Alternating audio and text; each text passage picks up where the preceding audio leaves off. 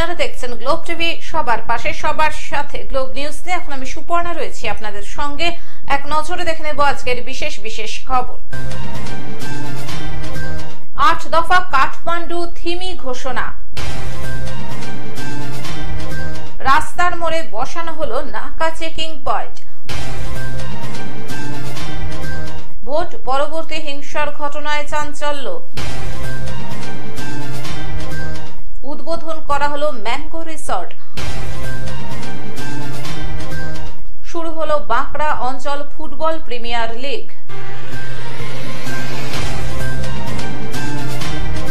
আসছে বিস্তারিত খবরে। 8 দফা কাঠমান্ডু থিমি ঘোষণা। মাতৃভাষা সাংবাদিকতা ও সাংবাদিকদের সংরক্ষণের দাবিতে কাঠমান্ডুতে অনুষ্ঠিত হলো প্রথম আন্তর্জাতিক মাতৃভাষা সাংবাদিক সম্মেলন। সেখানে 8 দফা কাঠমান্ডু থিমি ঘোষণা করা হলো। নেপালের প্রথম মাতৃভাষা সাংবাদিক ধর্মাদিত্য ধর্মাচার্যের জন্মবার্ষিকীকে আন্তর্জাতিক মাতৃভাষা সাংবাদিকতা দিবস হিসেবে ঘোষণা করার দাবি জানিয়েছেন দক্ষিণ এশিয়া অঞ্চলের সাংবাদিকরা। তারা বিশ্বব্যাপী মাতৃভাষা সাংবাদিক এবং সাংবাদিকতার বিকাশ এবং সংরক্ষণ ও প্রচারের জন্য সরকার এবং সকল স্টেক হোল্ডারদের প্রতি আহ্বান জানান। 2024 সালের 1 ও 2 জুন সার্ক সাংবাদিক ফোরাম এবং নেপালের আদিবাসী সাংবাদিকদের ফেডারেশনের সমর্থনে ন্যাশনাল ফোরাম ফর নেয়ার জার্নালিস্ট কর্তৃক আয়োজিত প্রথম আন্তর্জাতিক মাতৃভাষা সাংবাদিক সম্মেলনটি সমস্ত সরকার এবং সংশ্লিষ্টদের স্টেক হোল্ডারদের কাছে দাবি করেছিল।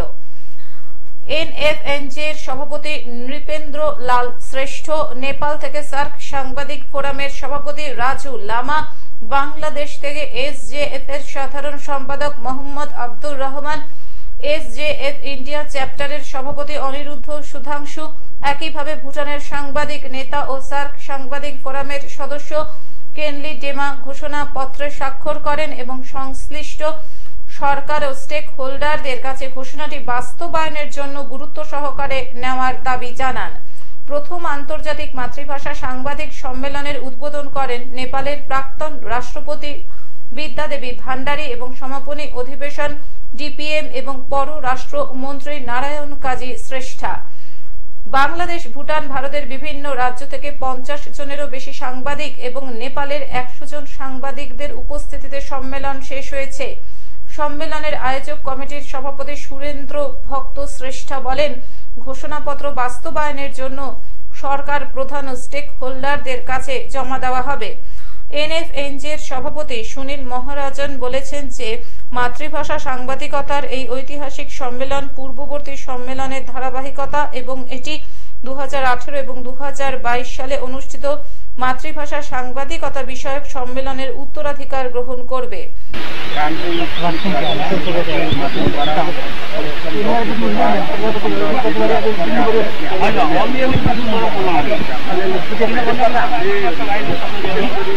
হাওড়া থেকে কৌশিক ঘোষের রিপোর্ট, গ্লোব নিউজ। রাস্তার মোড়ে বসানো হলো নাকা চেকিং পয়েন্ট। দুষ্কৃতিমূলক কাজকর্ম রুখতে এবং অপরাধ দমনে কড়া পদক্ষেপ নিল মালদা জেলা পুলিশ। মালদা শহরের প্রতিটি মূল প্রবেশদ্বারের রাস্তার মোড়ে বসানো হলো নাকা চেকিং পয়েন্ট। পরবর্তীতে এইসব নাকা চেকিং পয়েন্টে বসানো হবে সিসি ক্যামেরা। এই নাকা চেকিং পয়েন্টগুলিতে একজন এএসআই পদমর্যাদার পুলিশ অফিসার ও তার সাথে বেশ কয়েকজন সিভিক ভলেন্টিয়ার ও পুলিশ কর্মী নজরদারিতে নিযুক্ত থাকবেন। মালদা শহরে প্রবেশের ক্ষেত্রে যেগুলোই মূল রাস্তা রয়েছে সেই সব জায়গাগুলিকে বেছে নিয়েই এই নাকা চেকিং পয়েন্ট তৈরি করেছে জেলা পুলিশ। এর ফলে সন্দেহজনক গতিবিধির যে কোনো যানবাহন অথবা মানুষদের দাঁড় করিয়ে তদারকি চালাতে পারবে কর্তব্যরত পুলিশ অফিসার ও কর্মীরা। জেলা পুলিশের এই পদক্ষেপে সাধুবাদ জানিয়েছেন মালদার ব্যবসায়ী মহল থেকে শুরু করে সাধারণ মানুষ। মালদা জেলা পুলিশ প্রশাসন মালদা শহরের 3-4 জায়গায় নাকা চেকিং এর ব্যবস্থা করছে। মালদা মার্চেন্ট চেম্বার অফ কমার্সের পক্ষ থেকে আমরা তাদেরকে সাধুবাদ জানাচ্ছি যে মালদা শহরে যদি নাকা চেকিং ব্যবস্থাটা হয় তাইলে কিন্তু যে কোনো মানুষ শহরে সহজ করে ঢুকতে পারবে না এবং ব্যবসায়ী এবং সাধারণ মানুষ প্রত্যেকটা মানুষই কিন্তু নিরাপত্তা বুঝতে পারবে, তাদের নিরাপত্তা সুরক্ষিত থাকবে। পুলিশ সূত্রে জানা গিয়েছে মালদা শহরের প্রবেশের অন্যতম রাস্তা মহানন্দার দ্বিতীয় সেতু বালুচর রোড। প্রতিদিনই অসংখ্য যানবাহন এবং বিপুল পরিমাণ মানুষ এই মহানন্দা নদীর দ্বিতীয় সেতু দিয়ে যাতায়াত করে। এই সেতুর ওঠার মুখেই বসানো হয়েছে নাকা চেকিং পয়েন্ট। পাশাপাশি রবীন্দ্র ভবন মঙ্গলবাড়ি যাওয়ার মুখে মহানন্দার প্রথম সেতু সুস্তানি মোড়ে একইভাবে এই নাকা চেকিং পয়েন্ট বসিয়েছে জেলা পুলিশ। 24 ঘন্টার এই নাকা চেকিং থেকেই পুলিশ অফিসার ও কর্মীরা নিয়মিত বিভিন্ন গতিবিধির উপর নজরদারি চালাবে। কোথাও কোনো সন্দেহভাজন মনে হলে সেই গাড়িকে দাঁড় করিয়ে জিজ্ঞাসাবাদ করতে পারে কর্তব্যরত পুলিশ অফিসার ও কর্মীরা। এই নাকা পয়েন্ট ইলেকশন আগে লাগানো হয়েছে, শহরে বিভিন্ন জায়গায় লাগানো হয়েছে। তার মধ্যে এটা গুরুত্বপূর্ণ একটা জায়গা, এটা বালুচর সেতু মোড়। এখান থেকে উত্তর মালদা দক্ষিণ মালদা সংযোগী স্থল, শাহপুর সংযোগী স্থল। এখানে আমাদের খুব নামকরা মন্দির আছে, কালী মন্দির আছে, যেখানে জুয়েলারি থাকে, ক্লাব আছে, সোনার দোকান আছে। এখানে লাগানোটা খুব ভালো হয়েছে। এই জেলা প্রশাসনের যে উদ্যোগটা, ভালো উদ্যোগ। মালদা থেকে অভিষেক দাসের রিপোর্ট, গ্লোব নিউজ। ভোট পরবর্তী হিংসার ঘটনায় চাঞ্চল্য। ভোট পরবর্তী হিংসার ঘটনায় চাঞ্চল্য ছড়ালো আসানসোলের বারাবণীতে। বিজেপির যুব মোর্চার নেতা খোকন মহারাজকে মারধর করার অভিযোগ উঠল তৃণমূল আশ্রিত দুষ্কৃতীদের বিরুদ্ধে। ওরা কতগুলো ছেলে মিলে ঢুকেছে, দরজা ভেঙে ঢুকেছে এখানে। হ্যাঁ, আমাদের ঘরের ভেতর গেছে, হাতুড়ি রড যা পেরেছে হাতে নিয়ে গেছে বাবাকে মার্ডার করবে বলে। আমরা যে আটকাচ্ছি আমাদেরকেও বলছে খুন করবো তোদেরকে। ওরা অনেক ছিল, 7-8 জনের মতন ছিল। কটার ঘটনা এটা? এটা ঘটনা 2টো থেকে 3টের মধ্যে ঘটেছে, ম্যাক্সিমাম 2টো 2:30টা। এখন কি পালিয়ে গেছে তারা? জানি না, ওরা ওইদিকে মদের আসর বসিয়েছে। এবার রাজনীতি যেটা জিতি ব্যাপার আছে, ওরা নিজেদের আনন্দ করছে, করুক। এইভাবে ঘরে ঢুকে অত্যাচার করছে। ওদের ধারণা যে আমরা ওদের বিপক্ষে কোনো প্রার্থীকে ভোট দিয়েছি, এটা কোনো প্রমাণ তো ওদের কাছে নেই। বারাবণী থানার সরিষাতলির কাপিস্টার ঘটনা। যুব মোর্চার নেতা খোকন মহারাজ বলেন, বুধবার দুপুরে তৃণমূল আশ্রিত দুষ্কৃতীরা তার বাড়িতে চড়াও হয়, তাকে বেধড়ক মারধর করে। তাকে বাঁচাতে গেলে খোকন মহারাজের স্ত্রীকেও মারধর করা হয়েছে বলে অভিযোগ। এই ঘটনার পর বুধবার রাতে বারাবণী থানায় লিখিত অভিযোগ দায়ের করা হয়েছে। যদিও এই সমস্ত অভিযোগ অস্বীকার করেছেন বারাবণী ব্লক তৃণমূল নেতৃত্ব। ঘটনাটা কালকে দুপুর 2:30টা নাগাদ আমরা বাড়িতে খেতে বসি, তখনই কিছু টিএমসির গুন্ডা বাহিনী এসে বাড়ির দৌড়ে গালাগালি শুরু করে।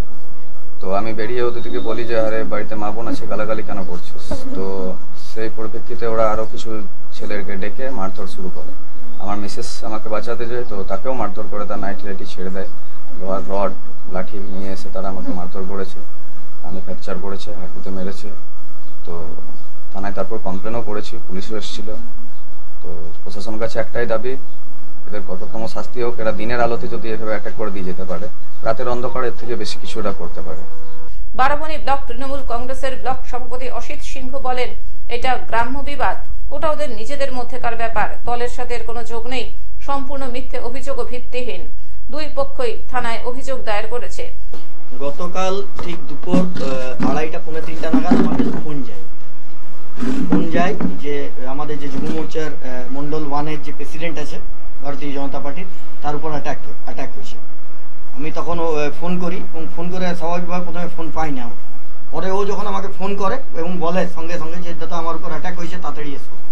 আমি যখন আসার পর দেখি এই একদম আপনার চোখের সামনেই আছে, দেখছেন যে পুরো ক্ষতবিক্ষত অবস্থা, কাঁধে এইখান থেকে কাঁচা রক্ত পড়ছে, পাটা ওঠাতে পারছে না। আমরা এখানে যারা ভারতীয় জনতা পার্টির একটা টিম এসে পরে তাকে প্রথমে চিকিৎসা করায়। চিকিৎসা করে পরে এই আমাদের এখানে যেটা সরকারি হাসপাতালে চিকিৎসা করার পর আমরা এফআইআর করি দুষ্কৃতীদের নামে।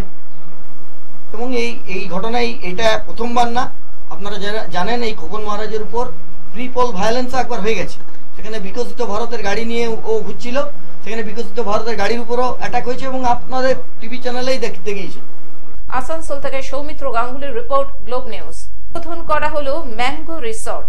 সাড়ম্বরের সঙ্গে উদ্বোধন করা হলো হুগলি জেলার অন্তর্গত ব্যান্ডেলের ম্যাঙ্গো রিসর্ট। এবার এক ছাদের তলায় সুন্দর মনোরম পরিবেশে বিভিন্ন পরিষেবা পাওয়া যাবে। হুগলি জেলার ব্যান্ডেলে 5 বিঘা জমির উপর অবস্থিত ম্যাঙ্গো রিসর্টে সবুজে ভরা ইকো ফ্রেন্ডলি পরিবেশে কিছুদিন নিরিবিলিতে থাকার এক উত্তম পরিবেশ পাওয়া যাবে রিসর্টে। এর পাশাপাশি হাতের সামনে পেয়ে যেতে পারেন আমের সমাহার ও বাচ্চাদের জন্য বিনোদন। লজিং এন্ড ফুডিং দুটোই আছে। কিরকম রেট রয়েছে? রেট বলতে আমাদের দুটো টাইপস এর রুম আমরা দিই, সেখানে night stay and day outing. সবাই এফোর্ড করতে পারে, মানে সবার জন্য, সবাই। কিরকম এটা কাপল ফ্রেন্ডলি, ঠিক আছে। আর ফার্স্ট অফ অল আমাদের যে ডে আউটিং হয়, ডে আউটিং আমরা 2800 টাকা রুম রেন্ট রেখেছি, সেখানে আমরা রুম দিচ্ছি আর কফি অ্যান্ড ইভিনিং স্ন্যাক্সটা কমপ্লিমেন্টারি দিই। এছাড়াও 3500 টাকার যে রুম আছে সেখানে আমরা আপনার ব্রেকফাস্ট, ইভিনিং স্ন্যাক্স আর একটা ট্যুর আমরা ইনক্লুড করেছি, যেটা পাশেই আমাদের লাহিড়ি বাবা মন্দির আছে। লাহিড়ি বাবা মন্দির, কুন্তী নদীর ধার, শরৎচন্দ্রের বাড়ি, এইসব জায়গাগুলো আমরা ঘুরিয়ে 50 টাকা থেকে স্টার্ট হচ্ছে। সেখানে আপনার ভেজ থালি পেয়ে যাবেন, এরপরে আপনি সেখানে মাটন অ্যাড অন করতেই পারেন। এছাড়াও আমাদের মহাভোজ থালি আছে, সেটা 1250 টাকা। কারোর যেমন বার্থডে থাকলে সেটা আপনারা ডেকোরেটেড থালি করতেই পারেন, আপনাদের ইচ্ছা মতো যেমন পছন্দ মতো থালি আপনারা বানাতেই পারেন। গেট টুগেদারও হয়, কনফারেন্স হয় আমাদের এখানে। 4 বিঘে জমির উপরে এখনো রিসর্ট হয়েছে, পেছনে আরো 9 বিঘে জমি আমাদের মানে বাড়ানোর এক্সটেনশনের জন্য কাজ চলছে। খুব তাড়াতাড়ি সেটা আমরা অ্যাটাচ করবো আমাদের রিসর্টের মধ্যে। এই রিসর্টের আছে প্রত্যেকটাই, আর প্রত্যেকটা জায়গা আমাদের দেখবেন, আপনি নিজে ঘুরবেন তো দেখতে পাবেন কাঠের। আর যে আপনি একটা জায়গায় এসেছেন বুঝতে পারবেন যে সেখানে আমরা কিছু স্পেশাল করেছি। আপনি হুগলি ডিস্ট্রিক্ট কেন, অল ওভার ওয়েস্ট বেঙ্গলে এরকম আমাদের রিসর্ট সাজানোর মতো অন্য কোনো রিসর্ট পাবেন না। আপনি ঢুকতেই আমাদের একটা রেল গাড়ি দেখতে পাবেন, সেইখানেই দেখবেন আমরা এটা অনেক দূর থেকে আনিয়েছি, সিকিমের জায়গা থেকে আমরা আনিয়েছি এটা। তারপরে আমাদের যে জিপটা আছে সেটা ভিন্টেজ মডেল যে জিপটা আছে, সেই জিপে আমরা লাহিড়ি বাবা আশ্রম সেগুলো করি। সেটা অনুসন্ধান সিনেমার শুটিং এর সময় এই জিপটা ব্যবহার হয়েছিল, সেটা আমরা অকশন করে নিয়ে এসেছি এখানে। এমনি আপনাদের ট্রিট বলতে আমাদের এখানে সবকিছু স্পেশাল, আপনি যেটা খাবেন সেটা হ্যাঁ স্পেশাল। মাটন আছে, আম আছে, এছাড়া সমস্ত কিছু। আমাদের এখানে নিজস্ব পুকুরের মাছ পাওয়া যায়, আমাদের পুকুরের মাছ আছে। এমনকি ম্যাক্সিমাম সবজিটা আপনি দেখে নেবেন আমাদের এখান থেকে তৈরি, মানে আমরা নিজেরাই ম্যানুফ্যাকচার করি সেটাকে। ব্যান্ডেল থেকে অনির্বাণ দত্তের রিপোর্ট, গ্লোব নিউজ। শুরু হলো বাঁকড়া অঞ্চল ফুটবল প্রিমিয়ার লিগ। বাঁকড়ায় শুরু হলো বাঁকড়া অঞ্চল ফুটবল প্রিমিয়ার লিগ। যুগ্ম অ্যাথলেটিক ক্লাবের পরিচালনায় অনুষ্ঠিত হলো বাঁকড়া অঞ্চল প্রিমিয়ার লিগ 24। লিগের উদ্বোধনী ম্যাচের সূচনা করেন প্রাক্তন ভারতীয় ফুটবল দলের অধিনায়ক প্রশান্ত ব্যানার্জি। 16 দলীয় ম্যাচে প্রথম লিগ পর্যায়ের পর শেষ দিকে নক আউট সিস্টেম দিয়ে সমাপ্তি হবে। মূলত ডোমজুর থানার বাঁকড়ার 3টি গ্রাম পঞ্চায়েত এলাকার ফুটবলাররা এই লিগে অংশগ্রহণ করেন। হঠাৎ লিগটা নয়, লিগটা আমরা গত বছর থেকেই শুরু করব চেষ্টা করেছিলাম। বাঁকড়ায় যেরকম একটা ক্রিকেট টুর্নামেন্ট আমরা চালু করেছি, যাতে আমরা সুফল পেয়েছি। 3 বছর ধরে চলছে ক্রিকেটটা, তার মধ্যে থেকে আমরা ভালো ভালো ছেলে ক্রিকেটার হিসাবে পেয়েছি। ফুটবলটা অনেক দিন হচ্ছে যে বাঁকড়া থেকে মানে মিলিয়ে গেছে, এরকম ভাব আর ফুটবলার পাওয়া যাচ্ছে না, যার জন্য আমরা বাঁকড়া 1 নম্বরে প্রিমিয়ার লিগ চালু করেছি, যাতে আগামী দিনে আরও ভালোভাবে এখান থেকে প্লেয়ার ওঠে, ক্যালকাটা মাঠে পাঠাতে পারি, ফুটবলটার প্রতি জন আকর্ষণ তৈরি হয়। তার জন্যই আমরা এটা প্রতি বছরের মতো এবছরও মানে লিগ সিস্টেমে চালু করেছি। খেলাটা 16 দলীয় হচ্ছে, প্রথমে লিগ পর্যায়ে হবে, তারপরে 8 দলীয়ভাবে আপনার টুর্নামেন্টের হবে, নকআউট সিস্টেম হবে। আর খেলাটা চলবে প্রায় মাস 1.5-2 কাছাকাছি চলবে। হ্যাঁ, এটা পুরো বাঁকড়া 1, 2, 3কে নিয়ে অঞ্চল লিগ এটা চালু হয়েছে, বাংলা অঞ্চল লিগ। আজকে ছিল আমাদের 1 নম্বরে প্রধান ছিল প্রশান্ত ব্যানার্জি, ফুটবলার ছিলেন। উদ্বোধনী ম্যাচ বাঁকড়া মিলন সংঘ খেলেছে আর যুব সমাজ কেন্দ্র খেলেছে মুন্সিডাঙ্গা, আর বাঁকড়া মিলন সংঘ হচ্ছে মিশ্রপাড়া। আজকে ফলাফল বাঁকড়া মিলন সংঘ 2 আর যুব সমাজ 1। হ্যাঁ, win. Man of the match হয়েছে তপন ওরা। এটা প্রতিদিনই এখন খেলা হবে। হাওড়া থেকে অর্পণ সিংহের রিপোর্ট, গ্লোব নিউজ। এখন থেকে গ্লোব টিভি দেখুন আপনার স্মার্টফোনেও। গুগল প্লে স্টোর অথবা অ্যাপল স্টোর থেকে ডাউনলোড করুন গ্লোব টিভি লাইভ অ্যাপ এবং জিও টিভি অ্যাপ। এছাড়াও জিও ফাইবারেও গ্লোব টিভি দেখুন 1457 নম্বরে। আজকের মতন গ্লোব নিউজ এখন এই পর্যন্তই। দেখতে থাকুন গ্লোব টিভি, সবার পাশে সবার সাথে। নমস্কার।